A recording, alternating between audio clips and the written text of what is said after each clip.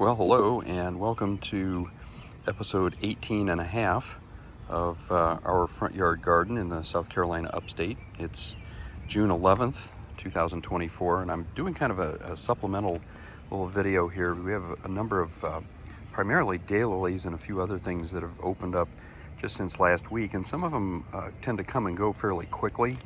Good example is this little lavender rose. It's about the only thing that's going to come off of this tiny little rose plant that has struggled for 5 years now. I think it's almost at the end of its line, and I toyed with the idea of pulling it out altogether, but then it puts out this rose, and it's a very fragrant one too. Beautiful little lavender rose. That might be the only thing that it puts out this year, but just wanted to show that off.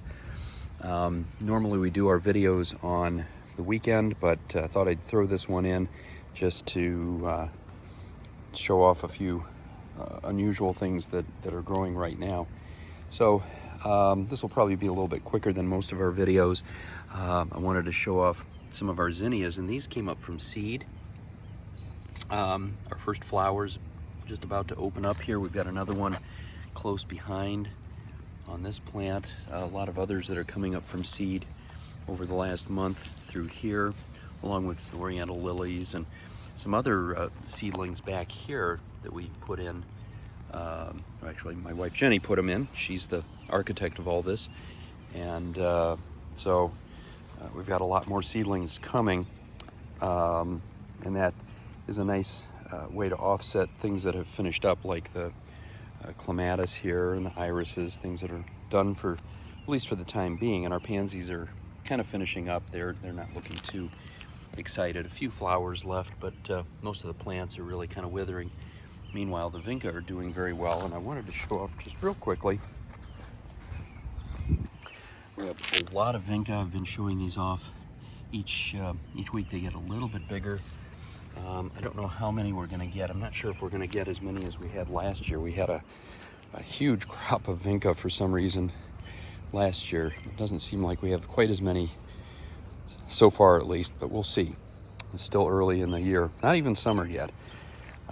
Still a week or almost 2 weeks to go till we get there. We got our miniature knockout rose doing fairly well. I keep talking about deadheading it. It would be full of roses right now if I was willing to do that, but I just haven't gotten around to it. But I plan to at some point, like a lot of things in my life.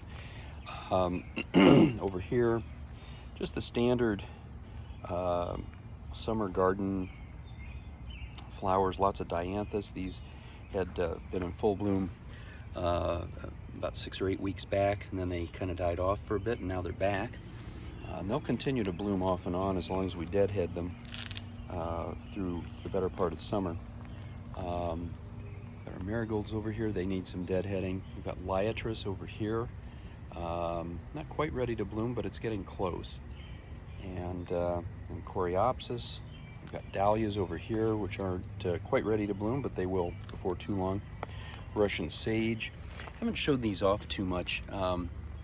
Get out of the shadows here. You can kind of see these lavender colored, faint purple flowers. Very delicate, very pretty. And they'll continue to bloom throughout the early part of the summer. Our big knockout rose over here, I'm sorry, climbing rose, not knockout rose, is kind of done for the time being. It's struggled for a number of reasons, but at the moment it's kind of just kind of in a in-between phase. Had quite a few flowers just a week or so ago, but there'll be more as time goes by. Got more of our planted or from seeded zinnias here. We've got phlox and Shasta daisies back in here. Those will give us a lot of color later in the summer. More coreopsis here. And if you've been watching any of our videos, the hydrangeas are in full bloom now,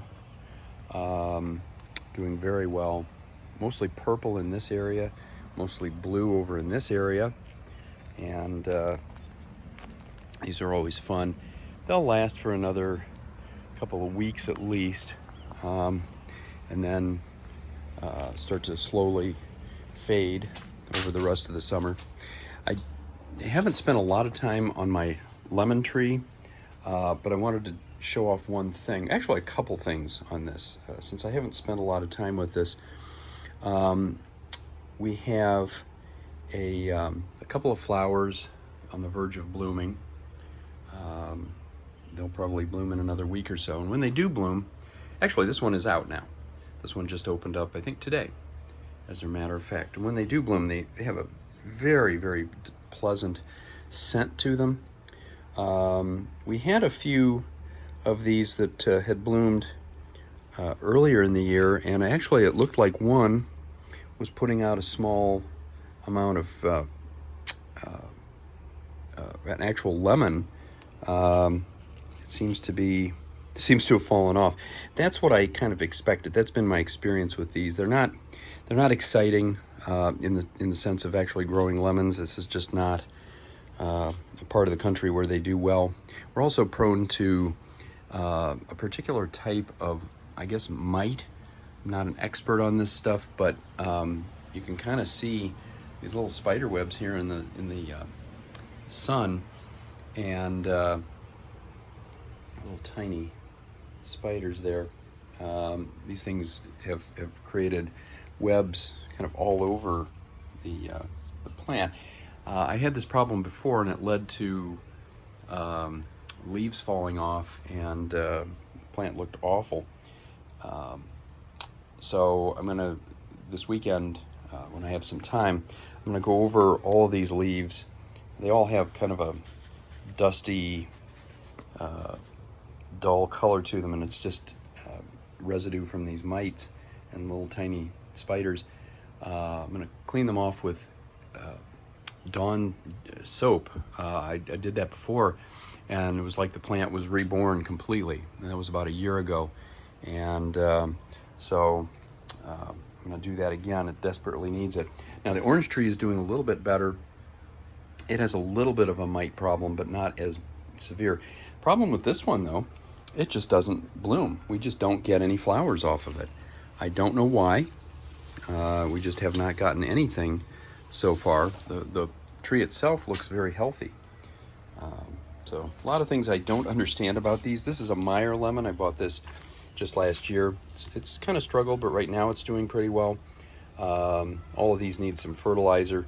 This one was supposed to give us a lot of blooms, a lot of flowers, and maybe some fruit, but so far, not so much. So, in any case, that's our citrus plant update for the week. And come back around over in here. We have hostas doing pretty well. We have a couple different type of hostas. Just a standard light green leaf with white flower, and then the variegated leaf back here with a light purple flower. Very pretty, very delicate. And then the bright purple hydrangeas. I have not really run into this color before. I've seen standard blue and pink like we have out here, closer to the street. But here, a little bit more in the shade, this darker purple is absolutely beautiful. Kind of an unusual plant. I'm very happy to have that. Our butterfly bush is kind of, I feel like it's nearing the end of the line already for the season, which to me seems way early, but it doesn't have a lot of buds on it at this point. I'm not quite sure where this one is going. We're gonna have to chop it back, I think. Similar to our knockout roses here at the street level. I've said this before, we've got tons of these seed pods, some of them the size of grapes, and unfortunately, because they're sucking all the energy out of the plant, we're not getting a lot of blooms right now.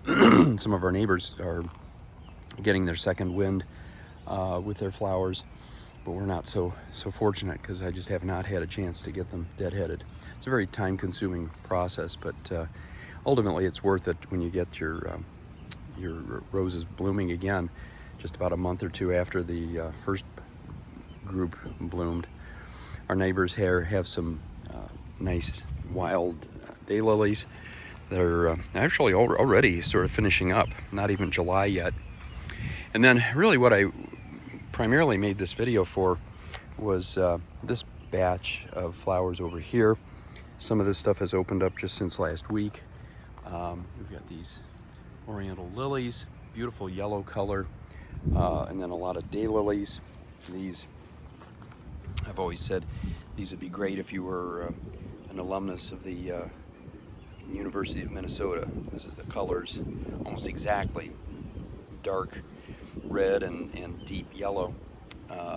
Doing very well here. We've got Monarda, these red flowers. They'll bloom for another few weeks, also known as bee balm. Got a lot of vinca through here, and 3 more of our knockout roses. They have just recently been deadheaded, so hopefully we'll start to see some new flowers coming up soon. One other issue you see closely here at Japanese beetles. These flowers are highly prone to the Japanese beetles, unfortunately, so I have to get some 7 powder and sprinkle it on them. That stuff works better than just about anything. So if you have a Japanese beetle problem, that is the product to get. And I'm not being paid to say that. It's just been my experience. It works like a charm.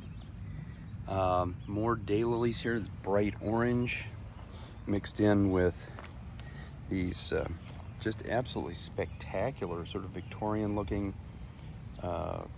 rose lilies.